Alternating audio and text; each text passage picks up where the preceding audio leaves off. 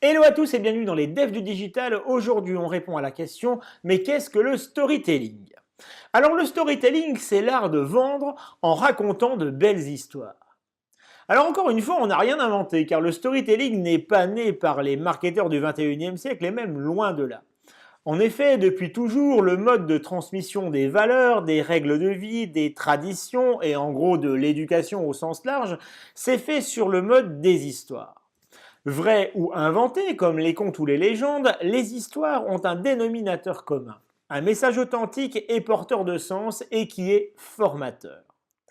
Alors Steve Denning, qui est considéré comme un gourou du storytelling, cite les auteurs de la Bible dans ses conférences comme étant les premiers storytellers, c'est pour dire comme cela remonte loin. Le storytelling consiste donc à raconter des histoires dans un but bien précis.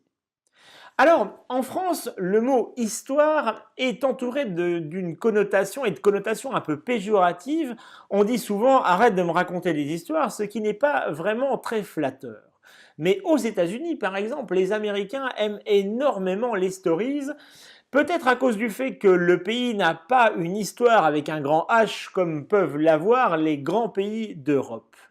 Par exemple, Harley Davidson fait vivre à des cadres des grandes villes américaines qui s'habillent en cuir et montent sur leur machine pour aller semer la terreur en pétaradant dans les petits bleds du coin, une histoire de cow-boy des temps modernes.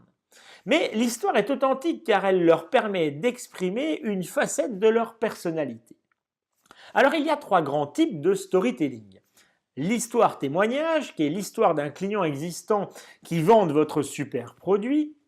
La métaphore, elle a pour but de rendre émotionnel un aspect, on va dire, hyper technique de votre produit. Et l'histoire tremplin qui raconte l'efficacité d'un aspect de votre produit pour terminer par un « imaginez maintenant que l'ensemble de vos besoins puissent être traités tout aussi efficacement et c'est ça que promet mon produit ». Bien évidemment, celui qui raconte une histoire le fait dans un but bien précis. Alors, soit c'est pour convaincre et persuader les clients ou futurs clients, et dans ce cas-là, c'est donc très très légitime.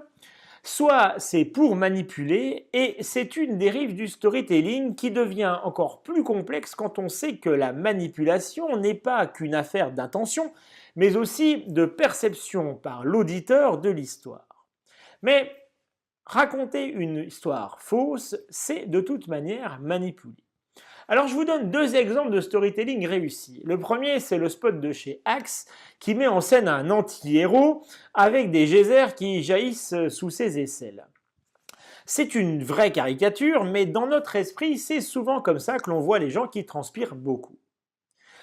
Un autre exemple célèbre, c'est le spot What's Up de Budweiser, qui est un exemple de storytelling d'une efficacité redoutable car les différentes histoires se concluent toutes par une même expression et tout le monde n'a retenu que cette expression et elle est d'ailleurs devenue le slogan de la marque. Enfin, il a été démontré que les émotions attachées aux histoires sont bien plus efficaces que les argumentations rationnelles et traditionnelles. Et on le voit de plus en plus, par exemple en politique, qui est un très friand en fait de storytelling.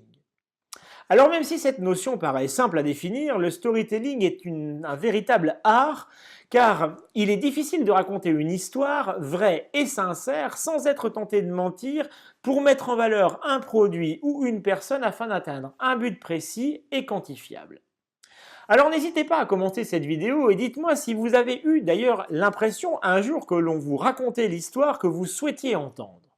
Mettez un petit pouce bleu si cette vidéo vous a plu, ça m'encourage beaucoup à continuer. Voilà, souvenez-vous que adopter la bonne stratégie, c'est vivre dans le futur maintenant et pour ça, abonnez-vous!